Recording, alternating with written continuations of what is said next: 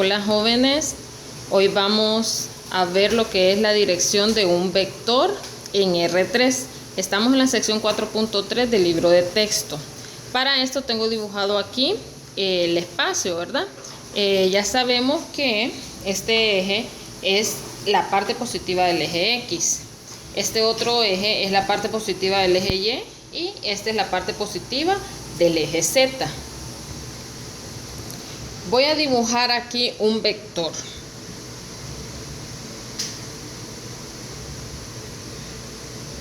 Este vector le voy a llamar V. Este es el vector V que tiene componentes X sub 0, Y sub 0 y Z sub 0. Recordemos que esta es la componente en X, la componente en Y y la componente en Z. Este es mi vector V.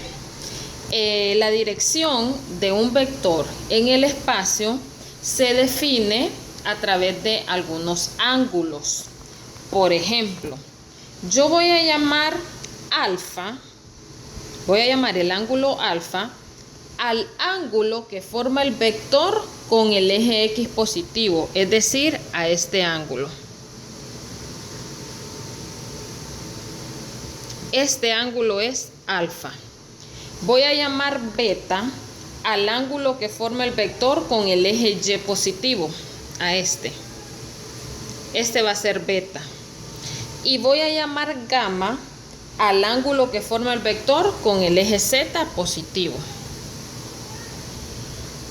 Gamma. ¿Sí? Tanto a alfa, a beta y a gamma se le llaman ángulos directores. Ángulos directores. Pero la dirección de un vector en R3 se define por medio de algo que se llama cosenos directores. ¿Qué son los cosenos directores o cómo los calculamos? Por ejemplo, tenemos los ángulos directores que son alfa, beta y gamma. El coseno de alfa es igual a la primera componente del vector entre la magnitud del mismo vector. El coseno de beta es igual a la segunda componente del vector entre la magnitud del mismo vector.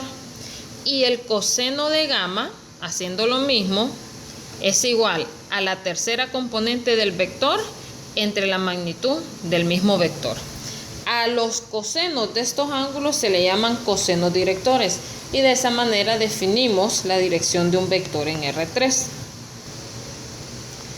¿Qué pasa si el vector con que nosotros estamos trabajando es unitario?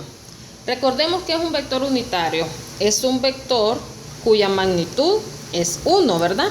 Es decir que, vamos a ir por este lado. Si un vector es unitario, significa que la magnitud de ese vector es 1. ¿Qué pasa si la magnitud de este vector es 1? En el denominador solo nos va a quedar un 1, ¿verdad? En otras palabras, nos va a quedar que coseno de alfa solamente va a ser a X sub 0 sobre 1, pero eso es X sub 0. Coseno de beta es igual a Y sub 0. Y coseno de gamma es igual a Z sub 0. Recordemos que las componentes del vector son X sub 0, Y sub 0 y Z sub 0. Pero ¿qué tenemos en este lado? X sub 0 es igual al coseno de alfa, Y sub 0 es igual al coseno de beta y Z sub 0 es igual al coseno de gamma. Haciendo lo mismo por este lado, este es igual al coseno de alfa, ¿verdad? Este es igual al coseno de beta y este es igual al coseno de gamma. En otras palabras, cuando nosotros trabajamos con un vector unitario, sus componentes son los cosenos directores. Entonces, una forma de trabajarlo, y como lo trabajamos así en el libro de texto, es encontrar el vector unitario, porque ya sabemos que las componentes de ese vector unitario son nuestros propios cosenos directores. Y por eso usted en el libro va a encontrar que la dirección de un vector en R3 se define mediante el vector unitario, ¿verdad? Una propiedad que cumplen los cosenos directores son los siguientes.